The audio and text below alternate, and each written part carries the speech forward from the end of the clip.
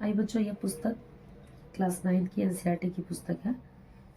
यह page number 15 से को जब आप पढ़ेंगे, इसके बाद से कुछ मुंह की बिंदुएं निकलेगी, उसको हम प्रश्न के माध्यम से दर्शाने का प्रयास किए हैं, जिसके द्वारा चैप्टर जो है वह काफ़ी आसान हो जाएगी। देखिए, इस प्रकार से प्रश्न बनेंगे। फ्रांस में राजतंत्र का अंत व गणतंत्र का उदय कब हुआ था? तो है 21 सितंबर 1792 को जो है फ्रांस में राजतंत्र का अंत हुआ और गणतंत्र का उदय हुआ। लुई 16वां को न्यायालय द्वारा देशद्रोह के आरोप में कब फांसी दी गई?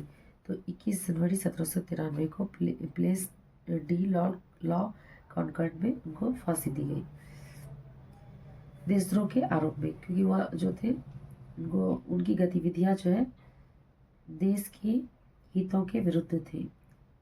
आतंक का युग कब से कब तक था? 1793 से 94 तक। रोबेस्पियर का जो समय था वह आतंक के युग से युग के नाम से जाना गया। रोबेस्पियर के क्रांतिकारी न्यायालय द्वारा किन पर मुकदमा चलाया गया?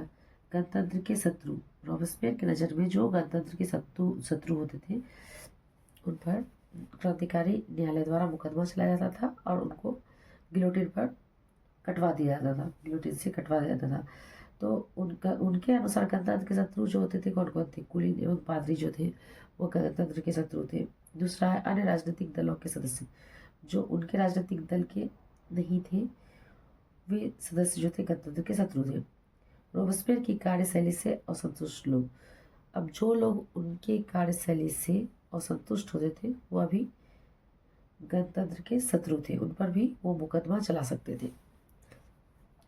रोबेस्पियर के अनुसार गणतंत्र के जो भी शत्रु होते थे, यदि वे न्यायालय में दोषी साबित हो जाते थे तो उनकी क्या सजा होती थी?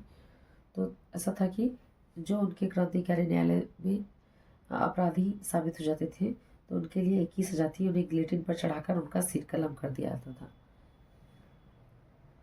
गिलेटिन क्या था? दो खंभों पर लटकते हुए आड़े वाली मशीन जिस पर सर रखकर धड़ से अलग कर दिया जाता था। तो यह एक मशीन थी जिस पर सर रखकर एक बड़ा सा धारदार ब्लेड या आरी टाइप का रहता था, उसको गिरा दिया जाता था और धड़ को अलग कर दिया जाता था।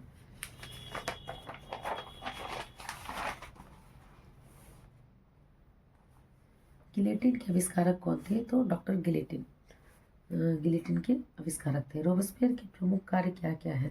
कानून बनाकर मजदूरी एवं कीमतों की अधिकतम सीमा तय कर दी गई।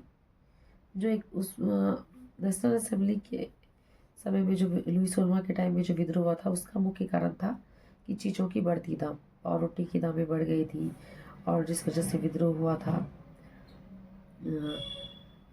गोश्त एवं पावरोटी की राशनिंग कर दी गई। और जो विद्रोह में क्या था कि जो व्यापारी थे वो लोग क्या करते थे कि स्टोर कर लेते थे सामान को, और उसके कारण क्या होता था कि और उसका दाम बढ़ाकर लोगों से लेते थे। तो गोश्त एवं पावरोटी की राशनिंग कर दी गई कि इतना ही दाम लेना है।